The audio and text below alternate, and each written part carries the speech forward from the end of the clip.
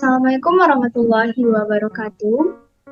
Selamat pagi dan salam sejahtera untuk kita semua. Pertama-tama marilah kita panjatkan puji syukur kehadiran Tuhan Yang Maha Esa yang telah memberikan rahmat kepada kita, rahmat kesempatan dan kesehatan kepada kita sehingga kita dapat mempresentasikan hasil diskusi kita pada hari ini. Baiklah, sebelum saya mulai presentasi pada hari ini, saya akan menyampaikan sebuah pantun. Pantunnya adalah pohon randu banyak duri. Ulangi Sa. Ini kayak mana ya yang gini? Udah, ulangi dari awal Sa. Lagi. Assalamualaikum warahmatullahi wabarakatuh. Selamat pagi dan salam sejahtera untuk kita semuanya. Pertama-tama, marilah kita panjatkan puji syukur kehadiran Tuhan Yang Maha Esa yang telah memberikan rahmat kepada kita, rahmat kesempatan dan kesehatan kepada kita, sehingga kita dapat mempresentasikan hasil diskusi kita pada hari ini. Baiklah, sebelum saya memulai presentasi pada hari ini, izinkan saya menyampaikan sebuah pantun, di mana pantunnya adalah pohon randu banyak durinya, tangan bermain, kaki melangkah, sambut pagi dengan gembira, semoga kita mendapat berkah. Setelah perkenalkan, nama saya Silsa Aulia Fitri dengan NIM D1B021129 sebagai moderator dalam diskusi materi ekonomi komoditas kakao. Adapun anggota pada kelompok ini adalah saya Jenida Lauli dengan NIM D1B021145. Saya Febiano Sinambela dengan NIM D1B021079. Baiklah teman-teman, langsung saja kita mulai ke sesi yang pertama adalah pembukaan. Sebelum itu, marilah kita mengucapkan basmalah bersama-sama. Selanjutnya, penyampaian materi yang akan disampaikan oleh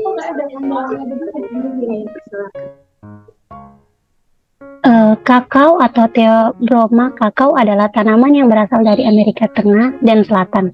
Tanaman ini telah dikonsumsi oleh suku Maya, Aztec, dan Olmec selama ribuan tahun.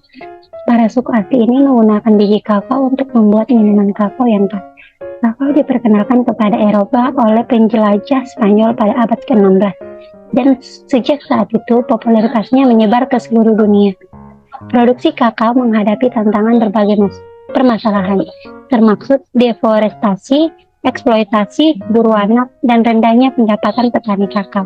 Organisasi dan produsen coklat terus berupaya untuk memperbaiki keberlanjutan industri kakao, mempromosikan praktik berkelanjutan, memastikan pendapatan yang adil bagi petani.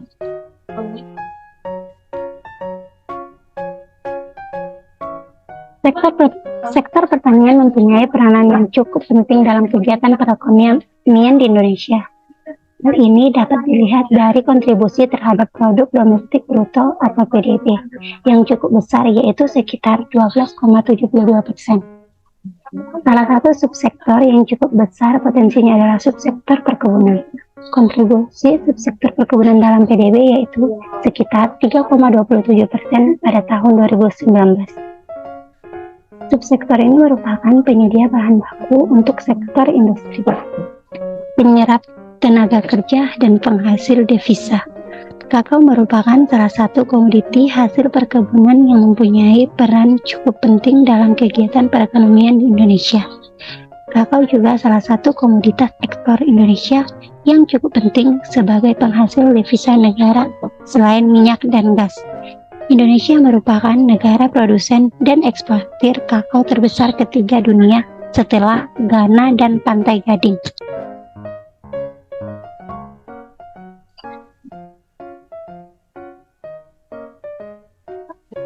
Kemudian ada perkembangan luas areal perkebunan kakao. Perusahaan perkebunan yang diusahakan oleh pemerintah atau BUMN disebut perkebunan besar negara atau PBN.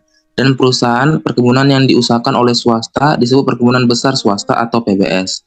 Perkebunan rakyat atau PR adalah usaha budidaya tanaman perkebunan yang diusahakan oleh rumah tangga dan tidak berbentuk badan usaha atau badan hukum. Kemudian ada luas areal perkebunan kakao di Indonesia sebelum tahun 2019 selama 4 tahun terakhir cenderung menunjukkan penurunan, turun sekitar 1,15 sampai dengan 3,93% per tahun. Terdapat pada gambar di slide PPT ini. Kemudian pada tahun 2019 perkebunan kakao yang diusahakan oleh perkebunan rakyat diperkirakan sebesar 1,57 juta hektar atau setara dengan 98,85%. Sementara perkebunan besar swasta mengusahakan 10,74 ribu hektar atau senilai dengan 0,67%. Dan perkebunan besar negara hanya mengusahakan 7,49 ribu hektar atau setara dengan 0,47%. Slide selanjutnya.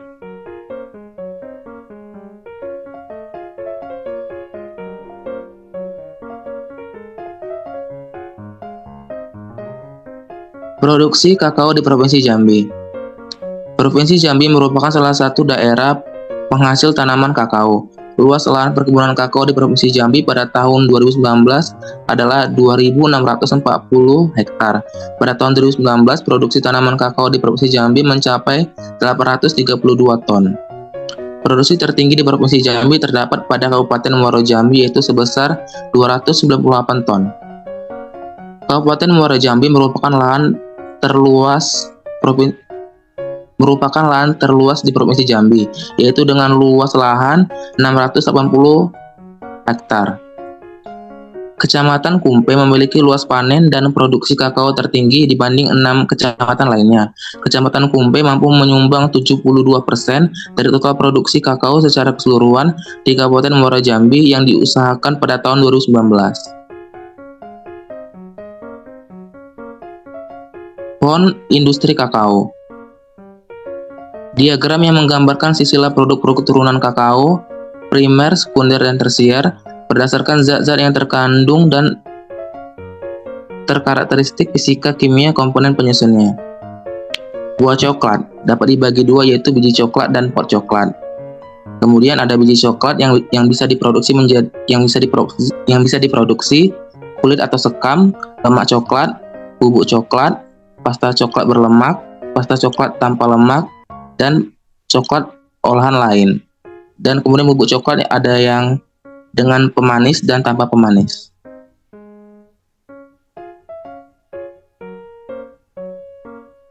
Selanjutnya dilanjut oleh rekan saya. Selanjutnya adalah pemasaran kakao di Jambi. Nah, kakao adalah salah satu komoditi penting di Jambi, Indonesia. Pemasaran kakao melibatkan sejumlah tahapan dan proses untuk membawa produk dari petani kakao ke konsumen akhir.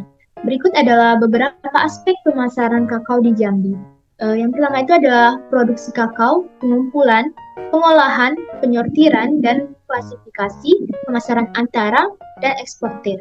Nah, sistem pemasaran biji kakao tidak terlepas dari penentuan harga. Harga yang ditentukan oleh pedagang pengumpul sebenarnya sangat bergantung pada harga di tingkat eksportir dan dari pasar dunia. Harga tersebut terbentuk karena permintaan dan penawaran biji kakao oleh negara konsumen. Fluktuasi harga di pasar dunia seharusnya juga berpengaruh terhadap harga jual biji kakao di tingkat petani. Namun tingginya harga jual biji kakao dan oleh eksportir belum sepenuhnya dirasakan oleh petani. Salah satu upaya mengatasi permasalahan di dalam sistem pemasaran yaitu dengan menganalisis sistem pemasaran menggunakan pendekatan struktur pasar, market struktur, perilaku pasar atau market conduct, dan kinerja pasar atau market performance SCP.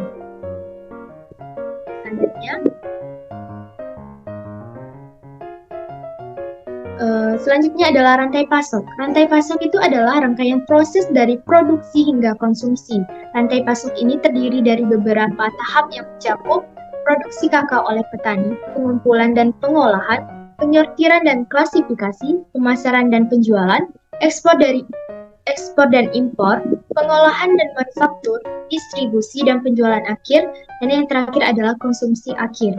Nah, pentingnya rantai pasok yang efisien adalah untuk memastikan kualitas biji kakao yang baik, harga yang adil untuk petani, dan ketersediaan produk coklat berkualitas di pasar. Selain itu, pengelolaan rantai pasok juga memainkan peran penting dalam menjaga keberlanjutan produksi dan lingkungan.